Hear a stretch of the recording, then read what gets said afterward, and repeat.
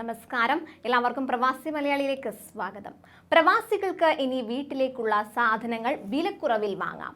ഉപഭോക്താക്കളെ ആകർഷിക്കാൻ പരമാവധി പരിധിയിൽ നിന്ന് വില കുറയ്ക്കാൻ അനുമതി നൽകിയിരിക്കുകയാണ് ഖത്തർ വാണിജ്യ വ്യവസായ മന്ത്രാലയം. ഇതുകൂടാതെ രാജ്യത്തെ സ്റ്റോറുകൾക്ക് മുൻപിൽ വില വിവര പട്ടിക പ്രദർശിപ്പിക്കാൻ നിർദ്ദേശം നൽകിയിരിക്കുക കൂടിയാണ്. ചരക്കുകളുടെ വില നിയന്ത്രിക്കുന്നതിന് പച്ചക്കറികൾ, പഴങ്ങൾ, മത്സ്യം, മറ്റ് സമുദ്ര വിഭവങ്ങൾ എന്നിവയുടെ പ്രതിദിന വില ബുള്ളറ്റിൻ മന്ത്രാലയം പ്രസിദ്ധീകരിക്കും.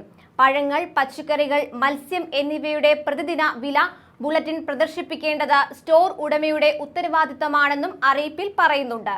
വ്യാപാരികൾ നിർദ്ദേശം പാലിക്കണമെന്ന് കർശനമായി നിർദ്ദേശിച്ചിട്ടുമുണ്ട്.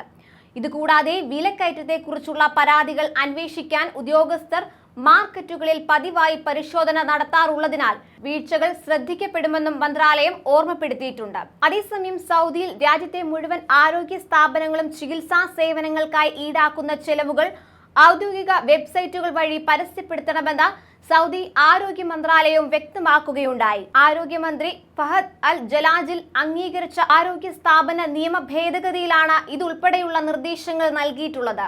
ജീവകാരുണ്യ സംഘടനകൾ, സർക്കാരിതര സംഘടനകൾ, സ്വകാര്യ ആരോഗ്യ സ്ഥാപനങ്ങൾ നടത്തുന്നവർ തുടങ്ങിയവർക്കും പുതിയ നിയമങ്ങൾ ബാധകമാണ്.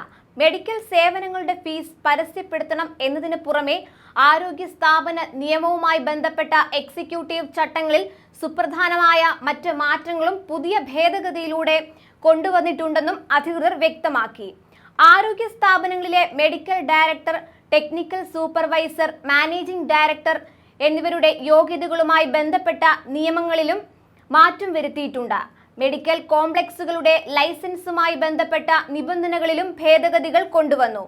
സ്വകാര്യ മെഡിക്കൽ സ്ഥാപനങ്ങളിലെ മെഡിക്കൽ ഡയറക്ടർ സൗദി പൗരനായിരിക്കണമെന്നതാണ് നിബന്ധനകളിൽ ഒന്ന്.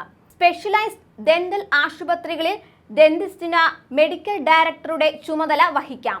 ആശുപത്രികളിൽ രോഗിയെ രജിസ്റ്റർ ചെയ്യാനും ഫയൽ ഓപ്പൺ ചെയ്യാനുമായി ഫീസ് ഈടാക്കരുത്. രജിസ്ട്രേഷൻ തികച്ചും സൗജന്യമായിരിക്കണം.